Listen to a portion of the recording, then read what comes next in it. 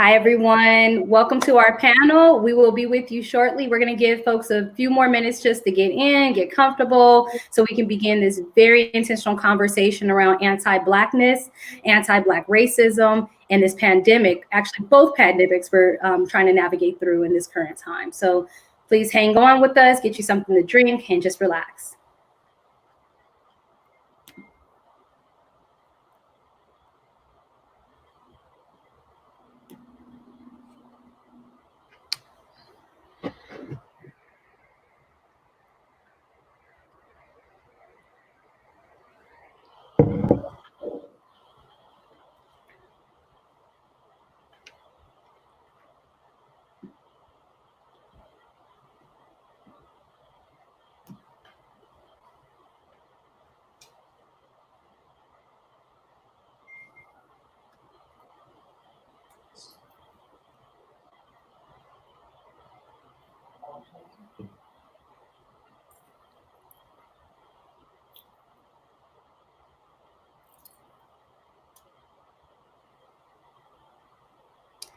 All right, yeah, thank you for coming in. We're just going to give people a few more minutes before we begin, just to give people some time to get acclimated, get settled, so we can begin this very intentional conversation around anti-Black racism, as well as the global pandemic we're facing with COVID-19.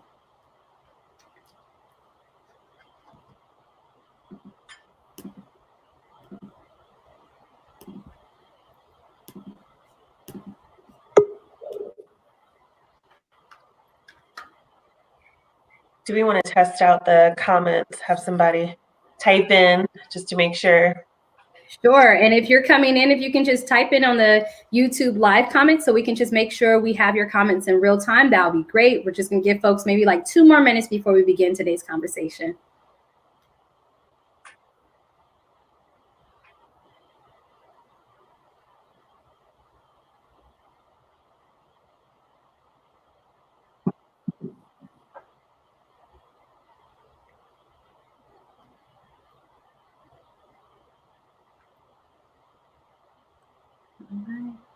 And if we can have someone, viewer, go ahead and just type a comment into the comment section on YouTube Live, so that way we can just test it out to make sure we can have your comments in real time.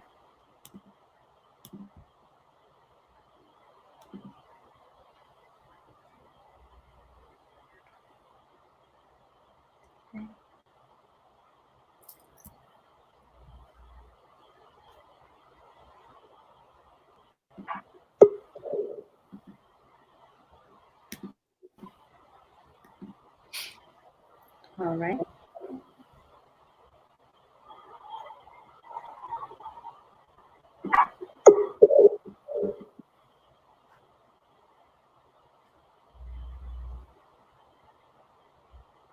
I don't think we have any volunteers, so we will assume it is working. It looks like it's working from our end. And maybe we'll give about 30 more seconds for some other folks to come in and join, so that way we can begin this very intentional conversation.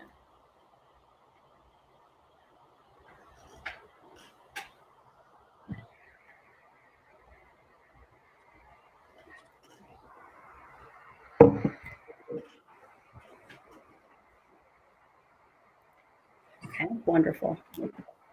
So let's go ahead and dive into the conversation so we can have as much time as possible to really spend some intentional time around this very heavy topic. One, I think the best way to start this conversation is understanding that because we are in this heavy, unusual heavy period in our lives and in this time, I think it's beneficial for us to start with the naming of just a few of the names of the Black folks we've lost over the past month or so. And there are countless other names of Black lives that have been lost at the beginning since we've been kidnapped and taken to the United States, but rather on average, about 2 Black lives are killed every 14 days by the hands of police, as well as due to specifically violence and brutality and hate crimes, specifically surrounding anti-Black racism. So I'm going to name some names, And afterwards, if we can collectively come into a moment of silence, and then we'll begin our conversation today. So we want to uplift and honor Breonna Taylor, Nina Pop, Sean Reed, Tony McDade, Ahmaud Arbery, George Floyd, and Deion Johnson. Again, there are many more. Let's enter a moment of silence.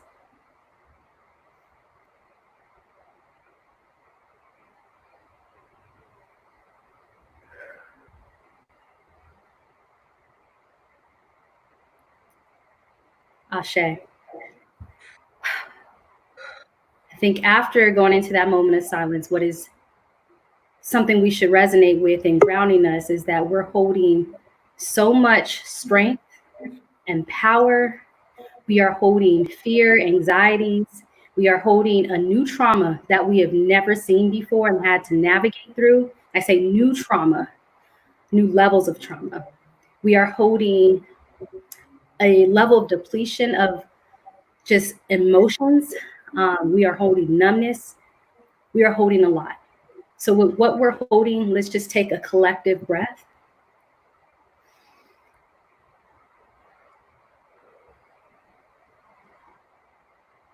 And let's just be grounded in that strength and that power that holds us together as a Black community.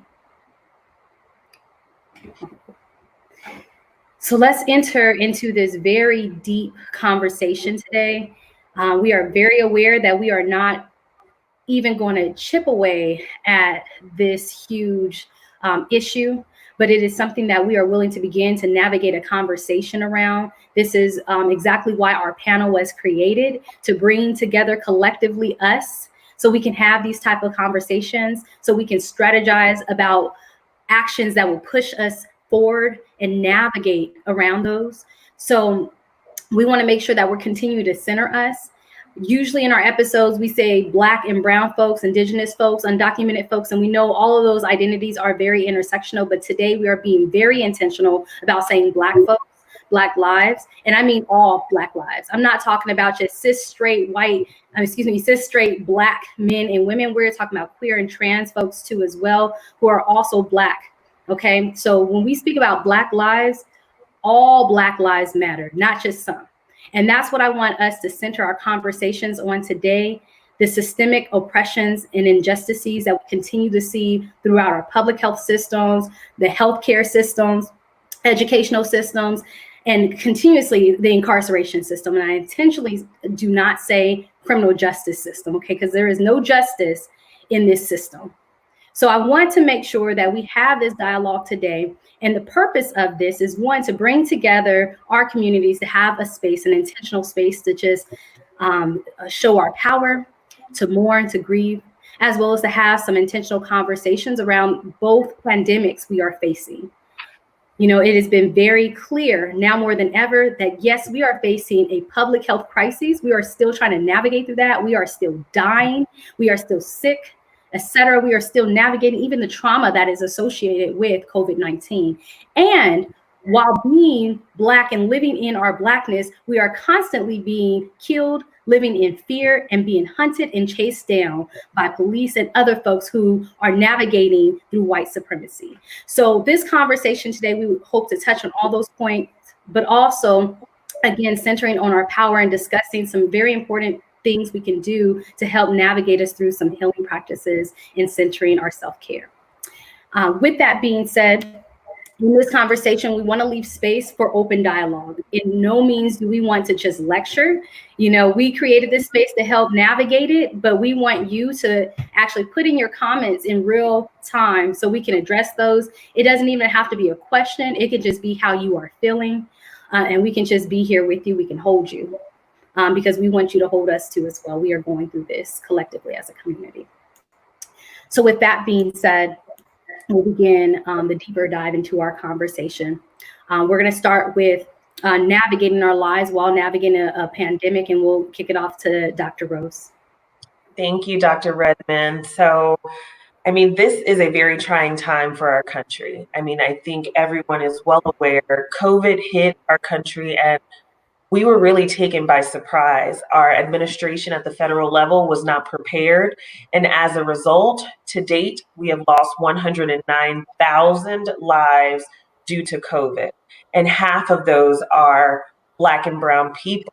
And so when you're talking about navigating our life, we have setbacks. I mean, from financial, every business shut down. People are unemployed. The unemployment rate is highest that it's ever been in the history of our country. And then you add police brutality on top of it. Then you add these systemic oppressions and injustices on top of it. It's almost suffocating to be a Black person in America. You almost really, figuratively and literally can't breathe, which were the words that George Floyd used. And so I think we need to just make sure that we are taking time out for ourselves, because this pandemic is still here. And I love national news. Don Lemon said that we are fighting two viruses: racism and the coronavirus. And right now, that is so true more than ever. I know that today the other three officers were arrested. So all four are now going to be charged in George Floyd's death.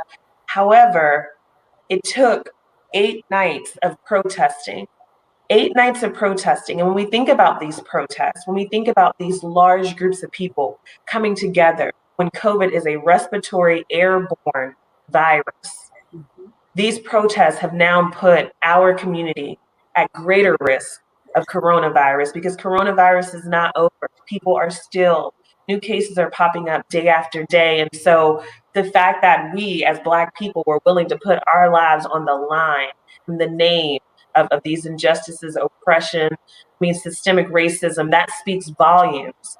So I really take my hat off to our community and to all communities that went out there to fight this good fight these last 8 days, but we still have a lot of work to do. Absolutely. I totally agree. And I want to piggyback on you, Dr. Rose, with the protesting and with the clusters, to please try to adhere to wearing proper PPE. I know it's sometimes hard to get to masks, but maybe putting a bandana, a shirt around you, bringing hand sanitizers with you, trying to stay separate as possible. And I really commend these people who are going out on the forefront for the justices of our Black and Brown community. We really appreciate you, but we also want you to be safe. We have 2 public health doctors and myself inside of the physical therapy, the medical field. We want to try to break this curve. We want to try to break both curves, but we really want to keep our community as safe as possible. And once again, we really appreciate you guys, but please try to remain safe as possible. Yeah. And one thing that both of you two discussed and hinted to is this heightened state of this virus, in both viruses, right? When I say both, obviously we're talking about COVID-19, but specifically anti-Black racism too as well. And I say heightened state. I didn't say a new state. We've, never had this. It is a heightened visible state. And the fact that there is more visibility around this, that it hasn't just been all of a sudden we had this cluster of the killings of Black people. This has always been our rates. We have years where they're actually, since 2015, our rates have significantly increased since 2015. Not that before 2015, there weren't any killings. There was absolutely killings of Black folks specifically. But since 2015, our rates have significantly increased. And this heightened state of the visibility of violence, there are unintended consequences to that. When I say that, I mean, there are new levels of trauma that we have not been faced with. And at some point, we are going to have to figure out our new normal of how to navigate that. This is a heightened state of us in our community seeing us die on video, repeated over and over again, as if we are inhumane. You won't see any other ethnicity, other race, other culture being shown on broad national news the full extent of a video of us dying. And that goes to show you the value of our lives, both via COVID-19 as well as this other virus of anti-Black racism. So I want us to sit in that too as well. Even as we are navigating these two viruses, we constantly, even in media, have to fight for assuring that there is value in our visibility too as well. Absolutely. And I think one thing that's really important for folks to think about is when someone has a child, it's a beautiful experience. They welcome their child into the world. But when that child is a child of color, there's so many barriers that are going to be in place. And that family is going to have to fight 10 times as hard because they have a child of color. And so when I think about, George Floyd asking, saying he can't breathe and calling out for his mother, how inhumane is it for those officers to continue to apply pressure to his neck and his back for 8 minutes and 46 seconds? I mean, I can't even imagine over 500 pounds on this man's back and neck for 8 minutes and 46 seconds. He's telling you that he can't breathe. He then goes into a state of unconsciousness and not being responsive, and you still don't act. Why is it that as Black people, we're not given the same level of dignity, respect, and freedom as our white counterparts? That is problematic to me. And it doesn't matter how educated you are. It doesn't matter your socioeconomic status. None of that matters. All that matters in America is the color of your skin. This is a true public health crisis. Racism is a true public health crisis. We don't talk about it enough, but there are just so many injustices against our community specifically. I mean, 2.5, African Americans are 2.5 times more likely to die in police custody than their white counterparts. 2.5 times more likely to die.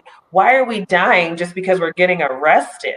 That is just mind-boggling to me. And then when you think about the other injustices in our healthcare system, Black women are 2 to 6 times more likely to die than white women from complications related to childbirth. This is a system that has not been set up for us, for our people, for our community. And it's time that we really take action. It's time that we start to funnel resources to the organizations, to the systems that are for us, because we are dying. We're dying when we're giving birth. And then when that child gets to grow up, just because that child is a child of color, they're dying at the hands of police and other people that are taking the law in their hands. I definitely agree with that. And I've also been seeing a lot of memes or different people saying that all lives matter. We're not saying that all lives don't matter, but this is my opinion and what other people I've heard. Black lives are not mattering with the all lives matter. And I've seen a protester up north Georgia, a Caucasian kid, and he told me that he had rocks thrown at him, and he's in a north part of Georgia, I won't say the city, because he said all lives won't matter until Black lives matter. Meaning you have to acknowledge the police brutality before you can acknowledge anything else. If you can't acknowledge that Black lives matter, you can't acknowledge that all lives matter. We're not against the police, but against the police brutality. So I'm loving what I'm seeing. That people are coming together. It's so sad it had to come to this, and during these crazy times. And I know a lot of stress going on, the unemployment, the coronavirus, the essential work, the people without childcare because they're scared to send their kids to summer camp or vice versa. So it's a lot of stress built up in people. And I believe a lot of it is coming out. However it is, it's coming out. And we're not all to blame for the anger. We have to be.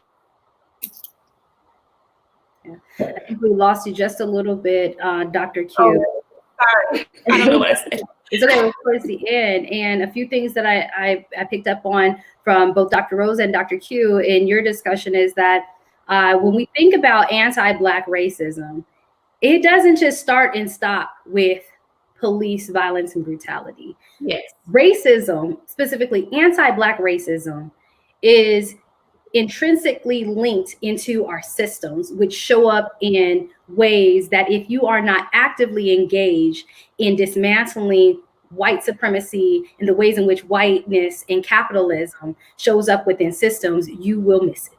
Okay, so the fact that, as Dr. Rose said, our folks, Black folks, are dying in childbirth, even in childbirth, and thinking about our outcomes of prematurity and some comorbidities associated with even just being pregnant. If we are able to birth a live child, an infant, our rates of infant mortality are significantly higher just for being Black. The treatment in healthcare system, our accessibility to healthcare, equitable healthcare, culturally humble healthcare is ridiculously low, excuse me. And as we grow up from, our youth to young adulthood or what have you, we have more so limited access to equitable education, to great food choices, to housing choices, etc. The ways in which racism and anti-Black racism shows up in our zoning, it shows up within all of our systems. And we have said this pretty much in every episode when we speak about healthcare, public health, and we speak about specifically liberation, Black liberation and justice. We have to speak about this. This is something that you cannot detach when you're speaking about our health outcomes as a Black community. And I'll say for those who are just joining too as well, that when we speak about Black Lives Matter, we're saying all Black lives matter. So we're saying our Black young folks, we're saying our Black queer and trans folks. We're not just speaking about cis Black women and men. We are speaking about all of us, because until all of us in our lives matter, then Black lives will never matter. We cannot achieve Black liberation without achieving also queer and trans liberation. We cannot achieve liberation, period, for all of our Black folks if we do not collectively come together as a Black community. So we want to make sure that we're anchoring down on that too as well, because we are seeing an increase as well in Black women being killed, murdered by police and by other forms of violence. We are seeing an increase in Black, trans, and queer folks being murdered and killed by police, as well as other forms of violence and hate crime. And we cannot erase those experiences from the Black experience, because these are our Black folks that are dying by the hands of brutality and violence that are directly associated with anti-Blackness and the ways it shows up within our systems of oppression. So we want to name that here on this call. We're actually going to pause so we can take a few questions and make sure that we're engaging you all into the conversation too as well. Dr. Q, can you see that first question? Yes. How do we stay healthy and or safe if we decide to join in any protests or causes? Is COVID a fear with so many people gathering together?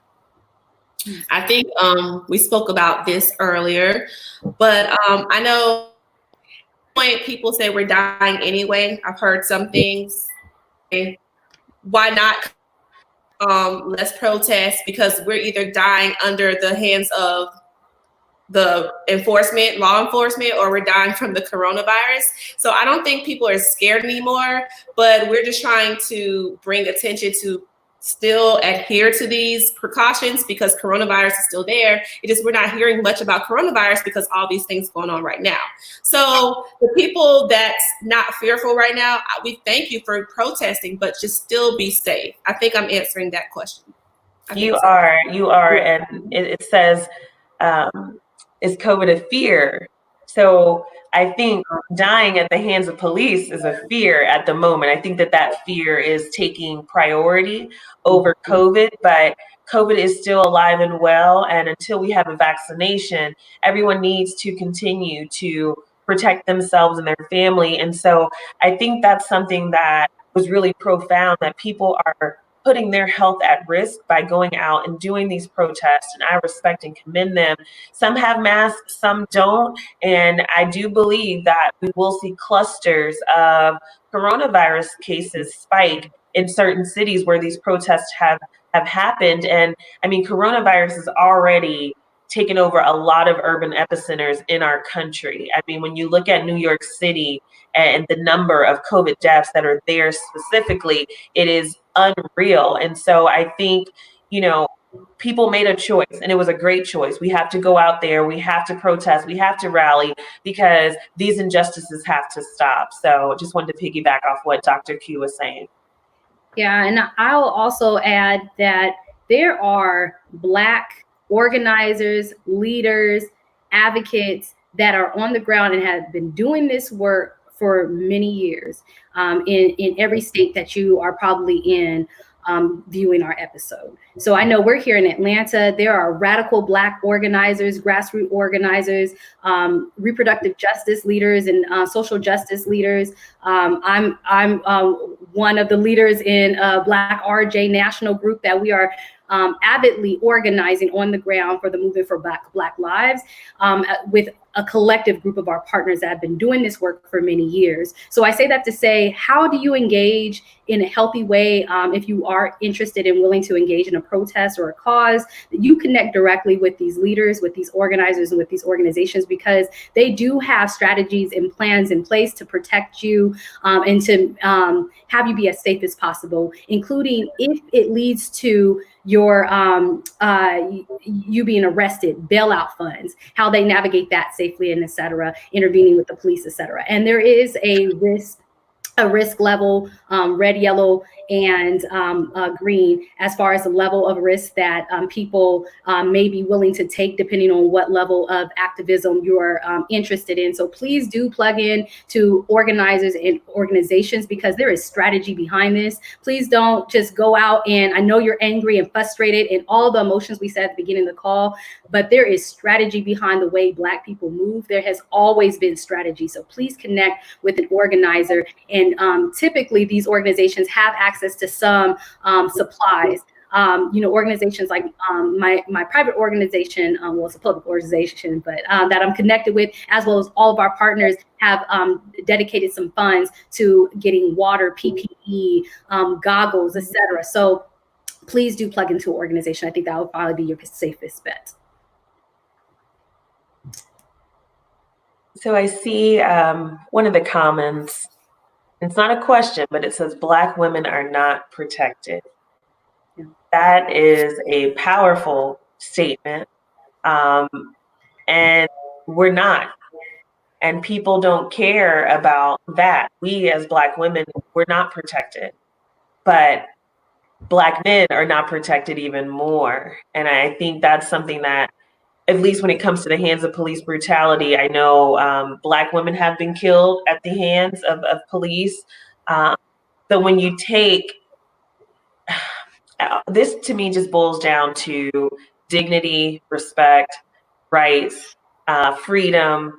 Black women and Black men were not given the same opportunities as our white counterparts. We're not given the same resources. We're not given the same level of protection.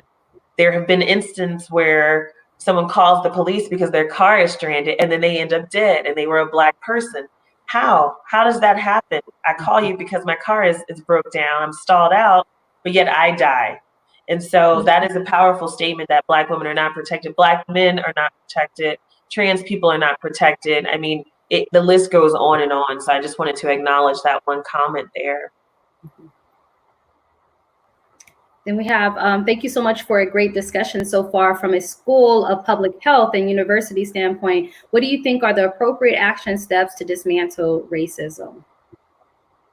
And I'm actually glad that this person didn't specify between a HBCU and a predominantly white institution, because I think both are intertwined within systems of oppression and the ways that white supremacy can show up within an institution of a university. Both Dr. Rose and I are directly connected with universities, specifically with public health. I guess I can speak from my thoughts, and then you can definitely add. I doctors over here. I think this goes beyond public health, institutions in general, educational systems in general. When you speak about public health, absolutely, I think that public health should be one of the sectors to take lead in dismantling the ways racism and oppression shows up within the schools. It shouldn't just be the one Black teacher to bring in theory and philosophy and lived experiences and all these things that, lead to hundreds of people being in that one class for that one semester or quarter, but then after that, the knowledge doesn't continue. The drive to achieve more and educate themselves more may or may not continue. So I think that it starts with dismantling what the board looks like, what people in leadership positions look like, the deans of these schools. The dean can be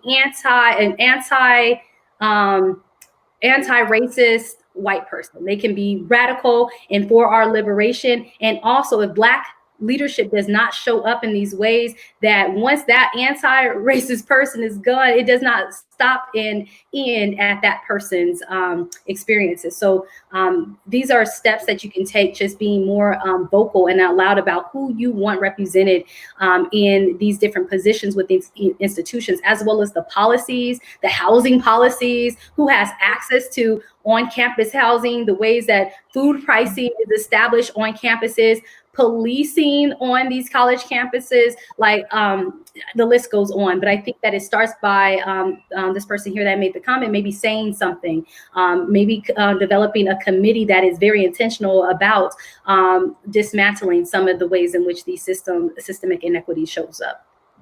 Yeah, and I also want to say that we got to have courageous conversations. I think sometimes we as institutions, universities, companies, they think, let's put out a statement. Okay, we're done. We did our part. We talked about the injustices to George Floyd, and now it's over. It's not over. This has to be ongoing dialogue. And so I like Dr. Redmond's idea of creating this committee. Like, you have to first identify that there's a problem, one, and then have those courageous conversations. And they need to be ongoing with the board, with the faculty, and then most importantly with the students. I mean, when I see all of the young people out there protesting, I just smile. And I mean, I'm still relatively young, but when I see a 17 to 18 and 19 to 20-year-old, they get it. This has got to stop. Like, they're tired. And they just got here a couple years ago. Like, they are tired. And so I think it's going to take ongoing communication, ongoing conversations, and then just making sure that it's not a one and done. A one and done doesn't work. And we as a country have really swept things under the rug for far too long. These injustices have happened. They're just now being video recorded on our cell phones. Like, a cell phone has now become your way of being able to prove your point. And even in some cases, there was cell phone footage and those officers still got off.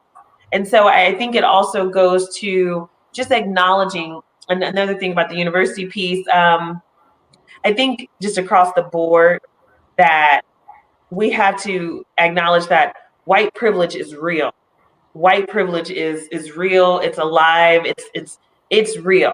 And until white people start acknowledging that, a lot of these things that we're dealing with won't be fully addressed, because they're not even acknowledging their privilege that they have. And so I think that that's also an important step at the university level, is exposing students to courses where that white privilege is checked. Until you're checked by, your instructor, your peers, you won't own it. And it's really important that white people understand that they're given different opportunities than Black people. And as a result, it increases our chances of poor health outcomes, comorbidities, et cetera. So that was a wonderful question. And I think universities really do need to start doing more, especially in light of what's happening right now in 2020. When we think about, we're just 3 days into the 6th month of 2020. 2020 was supposed to be this big year of vision, 2020 vision.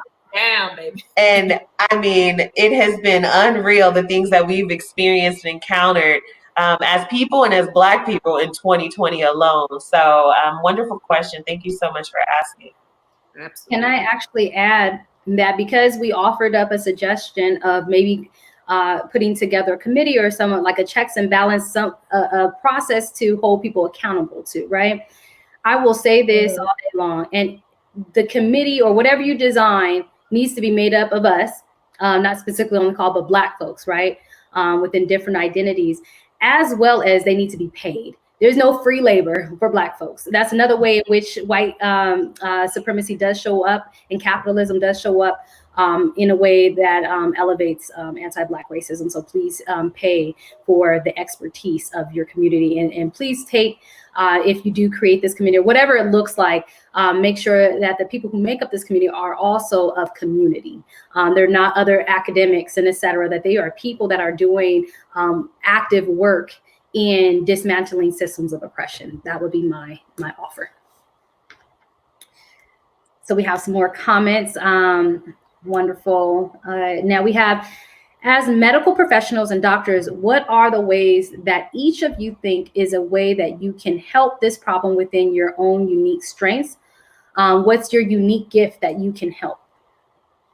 That's a wonderful question. We got to give a shout out to these lovely people that are on this call right now. I mean, our panel is doing just that. I mean, Dr. Redmond presented this opportunity to us and we have not looked back. And so this is one thing that I think we're doing. And this is one of my favorite quotes. I said it on the last episode. Knowledge isn't power. It's what you do with it that is powerful. And so we didn't just go to school. We didn't just become, doctors in our field for nothing. We did it to educate our community. We did it to educate other people. We did it to ensure that our communities are not suffering there's so many health disparities out there. And so the reason that we do what we do is to help our community specifically be able to address some of these issues. And so I think that our panel is one.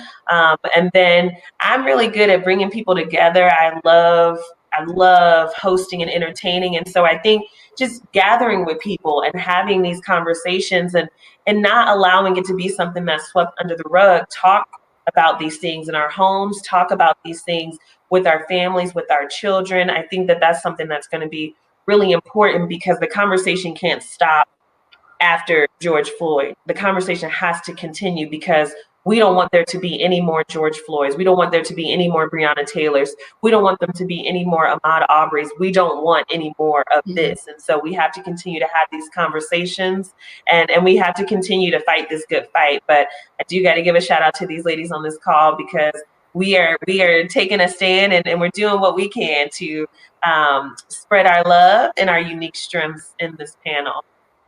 Yes, and I would like to say thank you to you both, particularly for Dr. Redmond for starting our panel. She found both me and Dr. Rose, and she brought us together. It's something I thought I would do, public speaking. So since she's boosted my little confidence up because I'm usually behind the scenes, hands-on clinically, but I've been able to, bring different gifts to this show.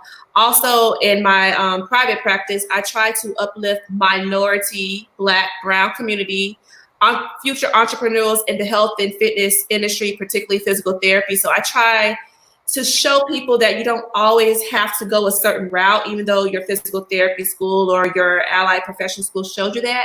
There's ways to be an entrepreneur other than going the corporate ladder way. So I'm really big in entrepreneurship, supporting Black businesses, which we'll get into that later, and establishing your own wealth. I didn't come from, a pretty wealthy family, but we wasn't, terribly off. But my grandmother, lived in the hood, and she always told me it's not really what you do with your life. It's not where you come from, it's what you do with your life. So I really try to instill a lot of things into people where they don't hear a lot of these good things. So, and it could be somebody from a great neighborhood, it could be somebody from a not so great neighborhood. We're all the same color. So that's my strength. I feel like I can uplift people and push them to a place where they don't think they could go, and particularly in my field. So I feel like that's a strength of mine. That's so beautiful. Thank you to you two. I hold that. And it's been an incredible honor to be joined by such amazing minds and spirits. For me, as a public health doctor, I've always centered my work in Black liberation and reproductive justice. In heart, I'm an organizer. I've always been directly connected in community, doing actions and works and campaigns, et cetera, as well as prior to being a public health doctor, being in behavioral and mental health, working specifically with like homeless folks and folks that are trying to navigate different systems. And I fuck those systems up. I'm just gonna say it, like, you know, whatever red tape people had to go through to get resources and access. If you came to see me, ain't no tape. Like, we should just, yes, approved. You need Section 8 approved. Like, you know, we all those things. Furniture approved. More mental health services approved. You know, resources for school approved. So I think something that, and that comes from, you know, my position as a Black woman, but also as many who have been tuned into our panel know, I'm from Crenshaw, California, and had very limited access to resources. So understand in my Blackness, as well as in the ways in which I had to navigate different systems to get to and through school and et cetera, I understood that our folks need more representation in these systems, so that way we can get each other through whichever systems we need to navigate in order to survive. So, and that's what I think I bring. Thank you. You're right. That's awesome. Wonderful. Thank you for y'all's comments on this discussion. I think we read all the comments, so we're actually going to go into some of the things that we can continue to do as we're navigating our lives in our Blackness around anti-Black racism, as well as COVID-19. So some next steps, you know, there are some states that have opened up for voting. Georgia, and we want to emphasize that voting is June 9th for sure in Georgia. I think there hasn't been enough dialogue around what we can do, the ways we can engage and be active beyond what we're currently doing, which is very important. The protesting and being action-centered is very important. And there's also other ways we can continue to show up, including voting.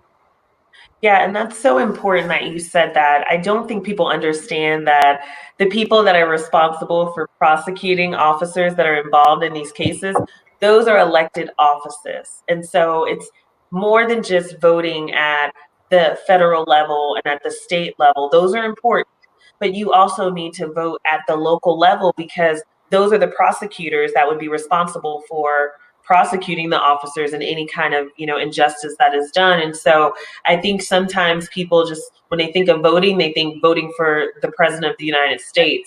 It's more than that. It's voting for your senators. It's voting for your House of Representatives. It's voting for your prosecutor. It's voting for your sheriff. It's voting for your judge. I mean, all of these things at the local level are just as important as it is when it's time to vote at the federal level. So I know in Georgia, we will vote next week on Tuesday. There were some states that voted yesterday. It's really, really important to exercise your right to vote. I hope that young people understand that it was more than just protesting and you know, hoping for the arrest of all 4 officers. You now have to take that next step, which is voting to make sure that the people that we put in office are really for us. Yes, I agree. There's things about years, so try to get there as early as you can. Don't wait until, you know, the polls close, because it was so many crazy things happen just last year. So just think how it's going to look this year. I don't want to say bad things. Just try to, haven't done so already, try to get there as early as you can, so it won't be, you know, no bad, you know what I mean. Just try to get there as early as you can to vote. And I'm going to try to go. Yeah, because voter suppression is real. Voter suppression is real. And so, you know, what you are saying, Dr. Q, is spot on. Like, get there early, you know, make sure you have whatever identification you need to have to vote. And if transportation is a barrier, there are so many groups out there that provide transportation to the polls, but don't allow everything that's going on to make you forget the importance of going out next Tuesday in Georgia specifically. And wherever folks are viewing from, please vote at the federal, state, and local level. But you are so right. Voter suppression is real. Get there early. Ask any questions you need to ask, and just make sure that you exercise your right. Like, this is our constitutional right as Americans. And so this is not about being Black, white, or other. As an American, we have the right to vote. And as an American, we are the ones that are putting these different people in offices that sometimes don't have our best interest at heart. Very true. Yes, and some other ways that we can show up. So you can share resources. If you see a resource that is beneficial to us, meaning to Black folks, share it, repost, retweet, whatever, share those resources. If you're unable to be physically active, like on the front lines and marching in protests and etc., there are just other ways you can plug in by supporting those who are out there on the ground, putting into mutual aid funds, bailout funds, rapid response funds, so that organizations and groups that hold these funds can give and distribute them to the folks that need it in real time. People are being harmed and arrested just to protest and to stand up for Black liberation. And when they are released, they need food, they need water, they need funds, etc. They need legal support, legal aid, etc. So please do contribute to some funds. And if you don't know where to give to, where to donate to, then please do DM us. We can connect you to some organizations that are actively on the ground and are led by Black leadership that are actively on the ground and working to organize and engage actively. So DM us at OurPanel TV, and that's going to be on Instagram. So please do plug in. Another thing that is very imperative is supporting Black businesses, supporting Black community, period. So as we spoke about putting into mutual aid and bailout and rapid response, et cetera, and donating resources, there are other ways that you can also plug into our community by supporting us in other platforms. And I don't think people understand how significant the power of the Black dollar is. We are the #1 consumer in America. Black people, we purchase at a greater rate than all other races and ethnicities. And so we really have power in our dollar. We may not think that we do, but those are other ways, like support Black businesses. But if you want to take a stand, if there's a corporation that doesn't support what you support, you cannot purchase from their store. You cannot purchase their products. That really hurts. When you hit people in their pockets, that's really making an impact. And so I think people need to also understand, like, we have so much power. We have power in numbers, but we also have economic power in our dollars. And so be more mindful of where you're spending, especially if these different stores or corporations aren't in line with your beliefs. I think that's something that we could also do. Yes, I am a Black business owner, so I'm a part of so many Black business networks. And if I feel like some sort of store, some sort of any corporation is not acknowledging me or unprofessional, I don't spend my money there. So support your people. There's so many, you can search on Facebook, Instagram, hashtags. There's so many Black businesses out there, and we're willing to serve you. And it helps our families, our communities to give back. And we have those services. We have people in all different types of expertise, from the smallest businesses to the biggest corporations, banks, farmers markets. You just have to look for it. So I try my best to support. I was supporting small businesses, but now I'm like really supporting, trying to find Black businesses specifically. So support, because that helps people in the long run. And that keeps these businesses open. Even if they have a few people, that's better than nobody calling or coming to their doors. I've been there before. So I'm really big on supporting Black businesses. Absolutely. And the other thing we'll leave you with too as well is, if you are not Black, so if you are a non-Black person of color, or if you are a white person, really doing that work to dismantle your privilege, specifically white privilege, but dismantle your privilege in the ways it shows up, and you can, and the ways you can show up for Black folks. That is not our job to bear. We are literally trying to survive day after day after day just for how we identify, just for being Black, in addition to the other identities that we may hold as Black people. So we do not have labor in that. We do not own that. That is something you have to own and hold and actively go through a process. There is no certification program for being anti-racist.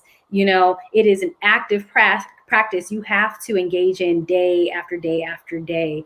I encourage you to do your research, to read up on it, to challenge people within your communities, to continue to speak about it.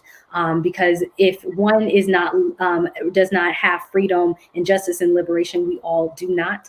Something that I teach in some of my classes is that if I don't have equity, you don't have equity. If I am not healthy, you are not healthy, and et cetera, and et cetera. So until we have liberation and freedom and justice, and you do not have liberation, freedom, and justice, which is important.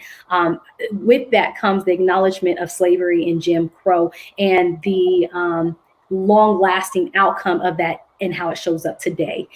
So recognizing the history behind what is going on, not just taking this moment as a moment, understanding that there is history that got us to this boiling and breaking point. And that's a part of you dismantling that privilege. One thing that I think I posted earlier today, and with everything going on and me trying to post resources a lot, but one thing is that it is a privilege to have to educate yourself on racism versus being Black and having to experience it. So understanding that where your privilege lies within society is one thing. Another thing we want to leave you with. And that's really important. I saw a quote that said that being white, we're not, by saying being white, it's not that life isn't hard, but for a Black person, life is hard because of their race. Like, it was really interesting. Like, we're not downplaying that people that are not people of color have problems and hardships like every other race and ethnicity, but they don't have them because of the color of their skin. And that's something that we can't control. You know, when we were born, here we go, you know, I'm born a Black woman, you know, like, we don't control that. And so to have these injustices against us just for something that we have no control over, that to me is unbelievable. And 13% of our population is Black, African American, 13% of the United States population. I don't understand why a group that only makes up 13% of the 6 billion people, why are we an issue? Why is the color of our skin an issue? Why is our strength, why is our beauty an issue for you? I think people really need to check themselves at the door, and they need to understand that our differences is what makes us great. You know, our differences is what makes us unique, and just really, you know, cherish that. If we were all the same, life would be boring. You know, life would be so boring. And white America, they love our culture, they love our music, you know, and that's something that I think, but they don't love us. You know, it's like those things don't go together. They love our food, culture, music, clothes, but they don't love us. And so I think checking that privilege, like you said, is really important. And don't think that your life and your Black peers' lives are the same, because it's not. When we come into the office, with so much more than what they have. And it's because of this history, this 400 plus year history of oppression, and of systemic racism. Absolutely. I agree. The only thing I could say, you guys, is just to be strong, continue to do what you're doing, because we're making a big noise right now. So many of our ancestors will be proud of how we're standing up for ourselves. Even my father, who grew up in civil rights time, he's just saying, you know, he's seen both sides of the story. He's liking what he sees. So unfortunately, some people's lives had to be taken, but a lot of us are standing up for what we believe.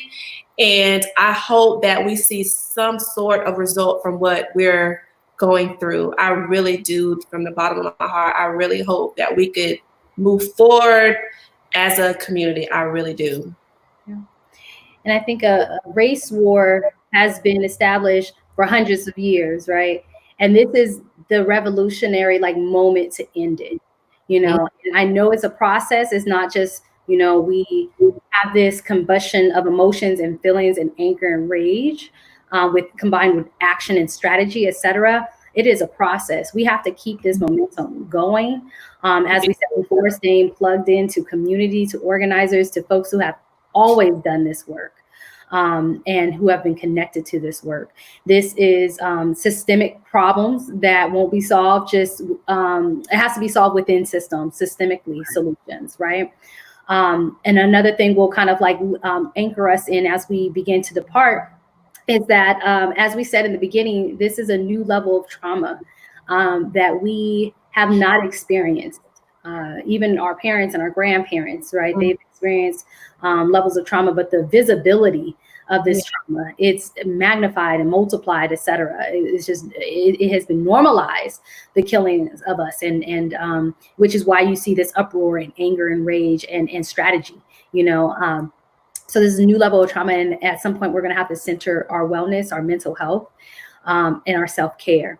And it is okay. A healer that I spoke to early this afternoon actually said this. It is okay to feel joy in this moment too as well. That yes, we are mourning and we have grief, we have loss, a loss that we are raffling with, etc. But it's okay to feel joy in this revolutionary moment too as well. And also take care of yourself, because as he said, that this is the revolution, right? And we want to get to liberation. But if we do not take care of ourselves, we will not be able to enjoy liberation. We will not be able to be happy in our liberation. So we must take care of ourselves. We have, you know, other people that we're taking care of, people in community, our children, our loved ones, our parents, etc., our siblings, our friends, and we must take care of ourselves. So let's not. Another thing he said, and he gave us some real jewels today, was the fact that we are centering our emotions and our self-care and our mental health is also anti-capitalism, because capitalism is built on white supremacy, and white supremacy has taught us to operate like this and not be in tune with our strength and our power as Black people. So there is power in understanding when we need to pause. Sometimes we may feel numb, not know how to act, flat affect, and not know where to go. That doesn't mean we are not hurting, we are not feeling grief, loss, or pain. Sometimes we just need to pause, right? Right. Be able to feel joy. So we want to also leave y'all with that it is okay to feel all the things you are feeling in this moment, because all of them are real. We have a question. How do I deal mentally if I don't feel like I'm helping as much as others? Sometimes people can feel like they're not Black enough if they aren't helping the same ways as others. Any mental strategy?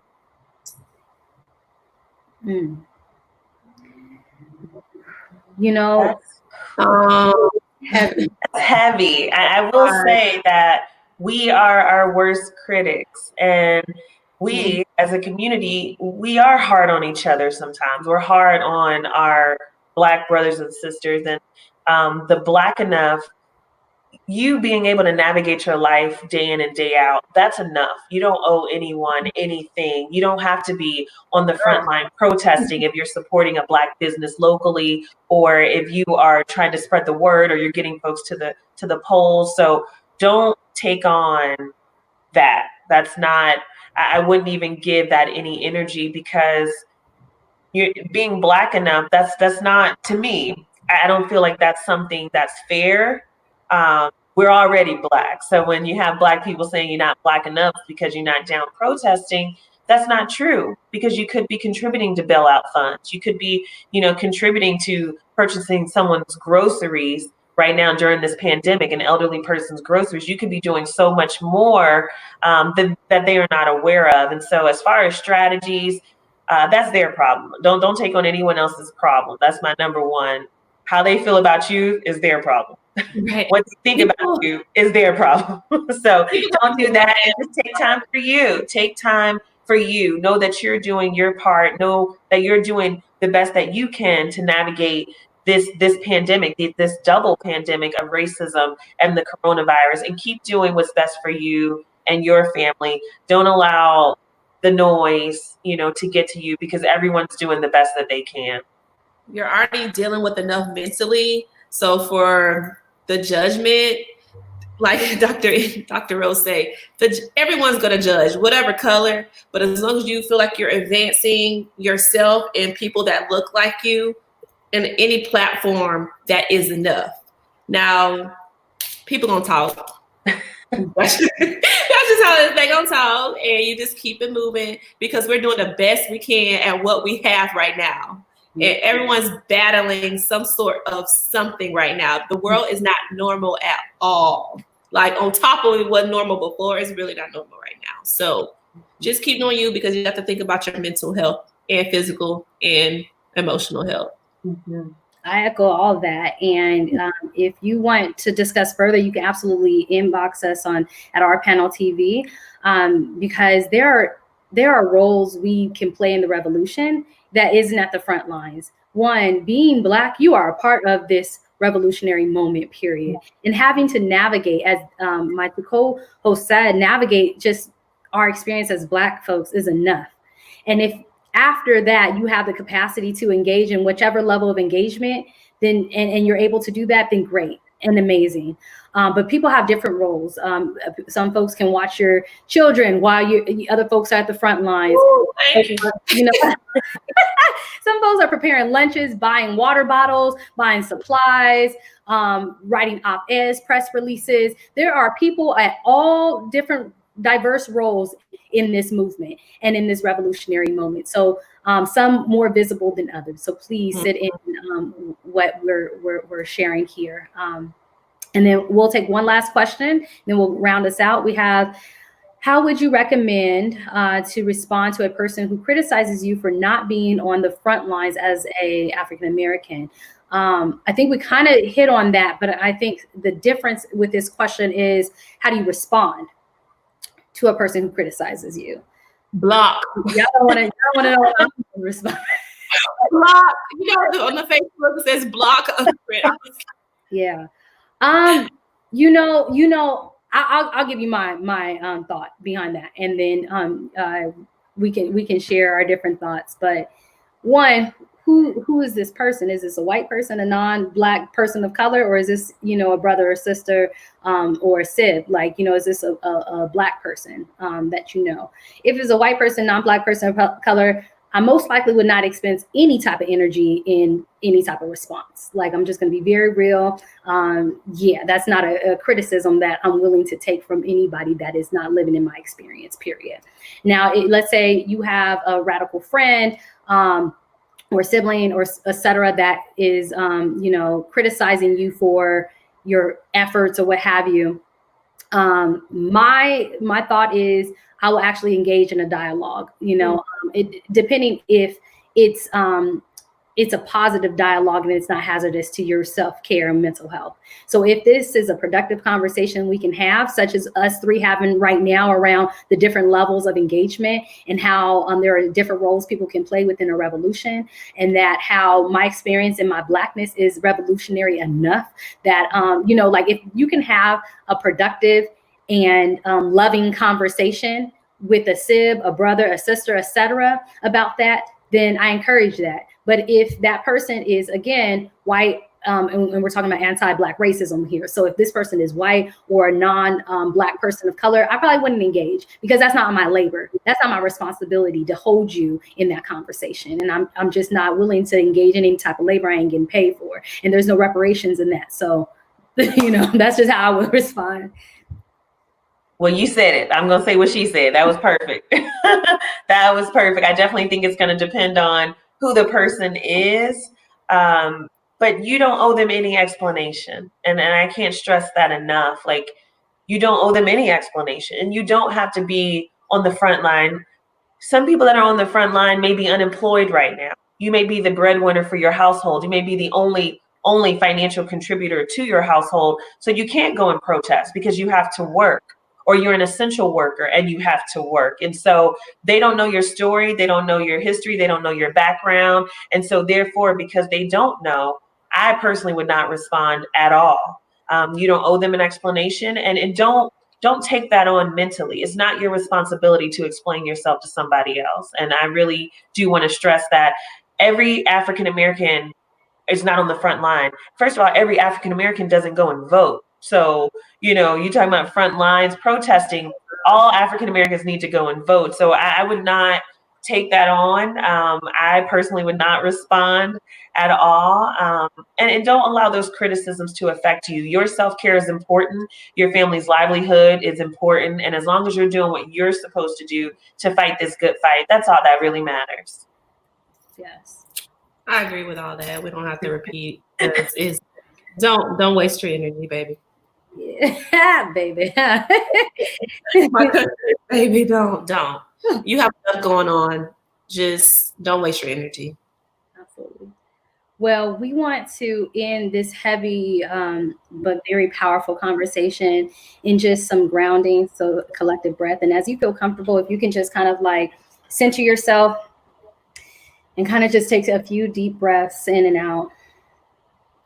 And as we're doing that, we're just really trying to feel that air, fill our belly, and just really center our strength and our power,